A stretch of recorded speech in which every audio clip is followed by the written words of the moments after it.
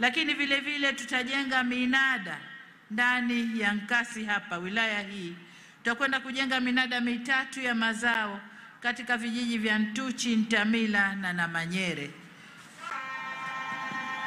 Lakini katika hatua nyingine, mji wetu wa Namanyere unaendelea kukua kwa kasi kubwa, lakini hakuna soko lenye hadhi na lenye fursa nyingi kwa wafanyabiashara. Halikadhalika, stendi ya mabasi haiendani na hadhi ya mji wa Namanyere. Hivyo basi, ahadi yetu katika miaka 5 ijayo mkituchagua, tunakwenda kujenga soko la kisasa na stendi mpya ya magari katika mji wa Namanyere.